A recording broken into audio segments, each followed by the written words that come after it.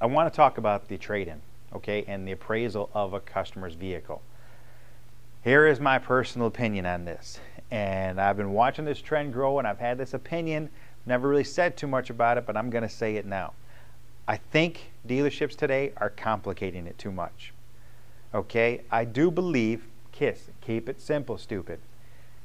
Anything that we're doing that is adding more steps to the appraisal process is distracting us from doing what we're supposed to be doing. And what we're supposed to be doing is having an influence on the customer that earns their business. It earns their business today, it earns their referrals, and it earns their business tomorrow. And it has nothing to do with how much money we gave them for their vehicle. It has nothing to do with convincing them that the money we gave them is the right dollar figure. Okay? The customer is trading the car into you to give you their business on a new product. Okay? I've never lost a business because someone didn't take my thing, right? If I went into a watch factory and said, here's my old watch, I want a new watch, I'm in there to buy the new watch. Sell me on the new watch. Don't sell me on trading in my old watch. I'm there to get the new watch.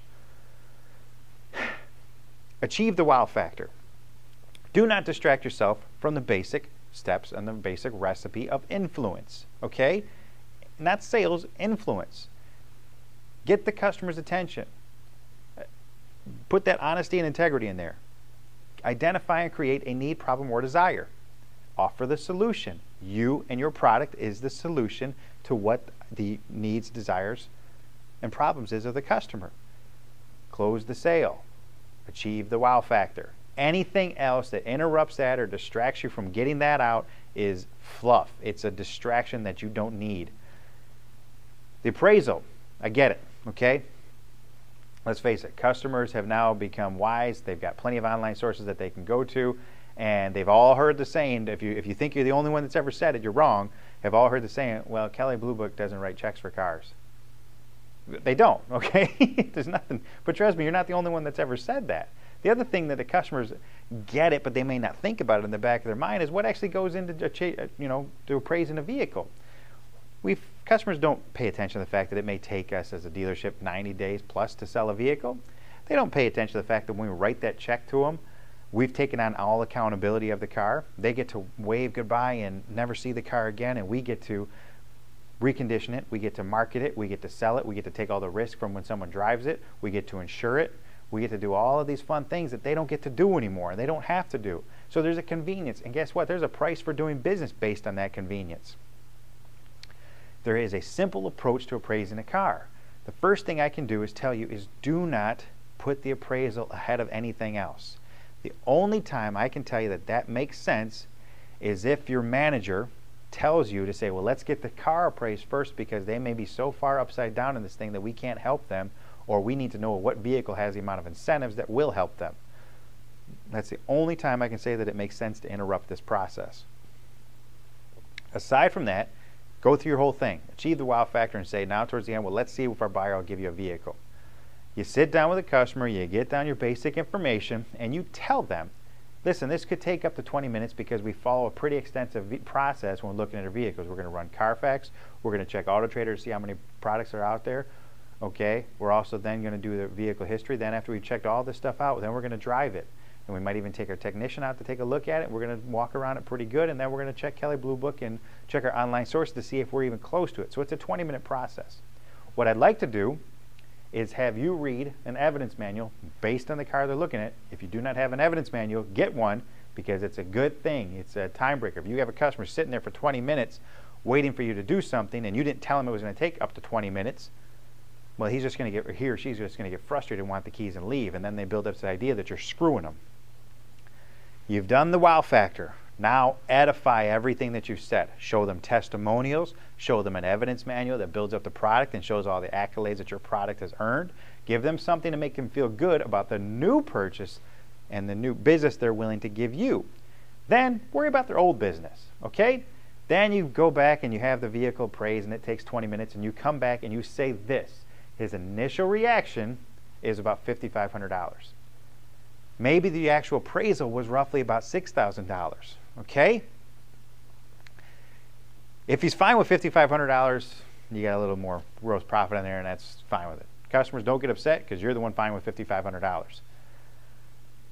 If he says something along the lines of, well, I was hoping to get $7,000, by saying his initial reaction is as such, you've now drawn out what he was really hoping to get. Because face it, customers today have been trained not to tell you what they're going to get. But by saying it like that, they tell you what they're hoping to get. And chances are they're going to tell you in kind of an upset fashion. So then you turn around and you say, well, like I said, that was just his initial reaction. And now we're making a few phone calls, and maybe we might be able to get you closer to $7,000. But let me tell you why that was his initial reaction. First off, when we ran a Carfax, we did notice that there was some body damage on it. And obviously, any customer is going to buy the car from us, we're going to provide a Carfax, and they're going to see that, and that's going to hurt our sale. Second, we did a quick search on AutoTrader, and there are roughly about 50 cars within a 25-mile radius very similar to yours. So now we've got to price the car to compete against those vehicles and try to sell them. Knowing that there's 50 cars that are out there, it could take us over 90 days to sell it, and any check that we write you is going to continue to depreciate, and our value is going to be less. It might be a car that we sell within 2 weeks, but it might take us longer than 90 days to sell this car, so we have to be in a position where we don't lose money. I'm sure you can understand that.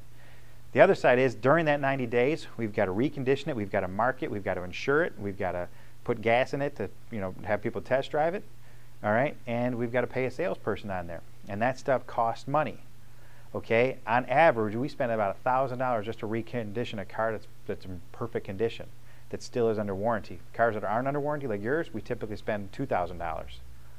Okay, now my question is, I think $7,000 is a little unrealistic. I'm not sure that I can get you that much money. If I could get you closer to $6,000, would you be open to that? Okay, so let me play back what I did, okay? Because it's not difficult to do, and the whole point of me trying to make these videos is to make things that every salesperson out there can do, okay? All you do is you go in, you say his initial reaction is to draw out what the real objection is. Like I said, Mr. Customer, it's an initial reaction. Let me tell you why that was his initial reaction, because we are making phone calls to hopefully get you more, and maybe I might be able to get you closer to that $7,000. Replay why you gave him that much money. We do this. We check the AutoTrader. There's roughly this many cars around you. We ran a Carfax. We got this problem. It's going to need this, this, and this. That's why we gave you $5,500. It's not difficult. It's not complicated. They start to understand your reasons. They start to understand, well, Kelley Blue Book told me 7.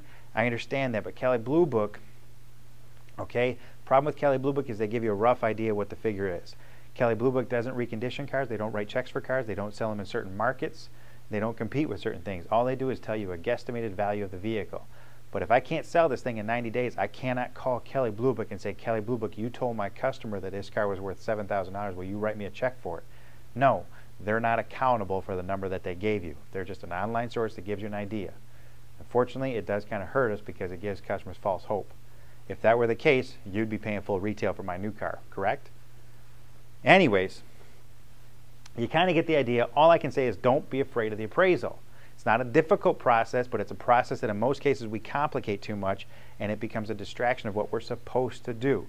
And what we're supposed to do is create the wow factor, earn their business today, earn their referrals, and earn their business tomorrow. So does your process invite that? If it does not, you got to take a closer look at it and ask yourself, are you making it too difficult? Are you making it too difficult and it's distracting the salespeople from doing what they're supposed to be doing? Thank you. I hope you have any comments or suggestions. You'll leave them below.